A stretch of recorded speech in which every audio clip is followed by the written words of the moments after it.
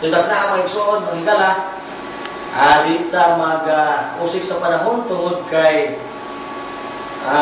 wala ta sa kiingon ko na, as I told you a while ago, nga dili o gili ta consistent sa tong oras mo hinungdan nga adunay mga abnormal ang ato nga schedule tungod kay what tomorrow after ani pila ka mga tutlo mo burn out, no? Nga mahinungdan si Sir John Ray sa human kana ko siguro magsidat din sa 8 o'clock, 8:30 ngadto sa 9 o'clock sa matag gabi or 8 o'clock ngadto sa 8:30 muna ang schedule kasagaran tungod kay sa blackout. So I don't know if how long nga maghimo kita sa pag-sibya pila ka mga tutlo ba tungod kay ang ato nga giagad na mao ang blackout. Sunod na ang magsulit na maglugay. So atong ihanyo ang atong mga kaigsunan, mga higala na nagapaminaw karon sa pagkusog sa inyong radio sets tungod kay ang akong tingog murag may pagka-idi peregrina, dili kayo murag may pagkapagaw-pagaw. So siguro aron nga masabtan ninyo sa kuyaw-yaw nini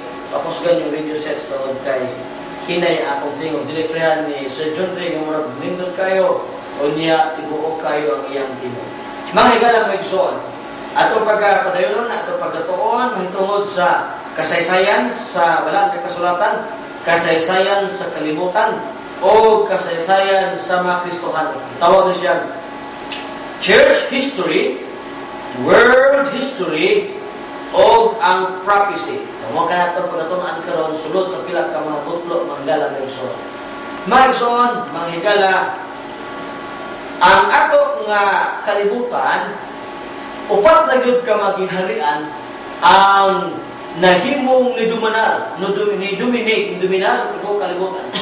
Ang gitawag og gingharian sa Babylonia aron nga dili kayo ta magdugay ako lang isa-isa kanyo sa way pag dugay ang upat na ka maghiharian gini hari sa tibuok kalibutan ang gingharian sa Babylonia, no? Na mabasa igsoon mga higala sa world history nga sinulat ni Sunya Saidi. Okay. Nanadiya, duha sa kabuk ang author ana ang world history niya. What the famous also historian itawag si Eusebius. So, mga igsoon mga higala, upat ka maghiharian, ang unang gingharian sa Babylonia. Ang ikaduha nga gingharian ang Media o ang Persia, itawag sa the Medes and Persians, no? Ang Media o ang Persia. Sa Bisaya pa, Medo o ang Persia. Ang ikatulong ginharian na gitawag o Grecia. Sa English pa, Greece, no? O Grecia. Ang ikaapat na ginharian, gitawag na siya o Roma o Rome. Nga ni kailap na ni Harit sa tibuok kalibutan nga nga nagkalilain ang mga nagapangulo ni ini. Sorry kayo kung sa iyo gagi na ako pagaw karon pagka hindi peregrina, no? Tungod sa bugnaw nga indon niya na ako'y init nga kaniyang temperatura sa matag adlaw. Pagkapagod at samot na karon nga way tubig din lupita. So pulos ng abog, no? So sa istasyonan. Anyway, upat kami ngirian nga sa Babylonia ang nagdumala mao si Nebuchadnezzar. Niya sa ikaduhang gingharian ang Medes o ang Persia nga si Cyrus o si Darius. O ang ikatulong gingharian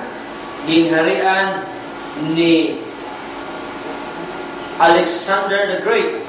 Alexander the Great at the age of 32 years old, na-conquer niya ang tibuok kalibutan. Just imagine that.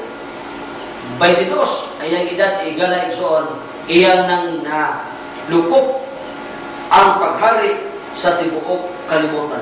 Wow, no? Pagkangindiga di kayo. Luwag ni ang gingharian sa Media o ang Persia. Ang sunod mga higala, nagsoon, ang gingharian sa gitawag Roma. Ang mga nangulo ang mga nagdumala, mga Caesars. Wow, pagkanginig sa istorya. Mga Caesars. So, anong mga gayon na, ang Babylonia, naghari sulod sa pila ka mga katuigan. Tungod kay naghari ang Babylonia, niadtong 605 BC, ngadto sa 539 BC. Ang Babylonia, nagipanguluhan ni Nebuchadnezzar. Kunya, ang Media o ang Persia, nga gipanguluhan ni Cyrus o ni Darius, nga si Cyrus gihulakway, gi-describe sa balaan niya kasulatan, niya gi-mention pagod siya, gi-predict niya, gitagna daan sa Isaias 44, 27 nga 28, naapot sa 45, kunya 1, nga kini si Cyrus gi-mention na niya, no? Just imagine ang propesya nagasulti advance 100 years sa wala pa mag-exist kini si Cyrus. Unya si Angrisya din. Angrisya nga nagdumala ni adtong 539 BC ngadto na sa 331 BC, no? Ang Media, ang Medo o ang Persia, no, rule na itong 539 BC ngadto sa 331 BC. Dayon gipanguluhan ako ang sunod nga hirian ni Alexander the Great. Na si Alexander the Great ni dominar sa tibuok kalibutan ni adtong 331 ngadto 331 BC ngadto sa 168 BC. O niabot ang lain na po ng harian. Mabasa na ito igsoon sa Kapitulo 2 sa Daniel. So gusto mo nga doon dugang nga pagtuon, pwede mo nga makapabisita sa atong mga higala nga Seventh-day Adventist diha sa nagkalain nga mga simbahan o iglesia, diin ka mo nagapuyo o diin ka mo namulupyo, no? Ang ikaupat nga ingharian, gitawag na siya o ingharian sa Roma. Nga nihari ang Roma ni atong 168 BC ngadto na sa 351 AD. Wow, mo kaning ang impero, no? Mga empire nga Dominic sa tibuok kalibutan.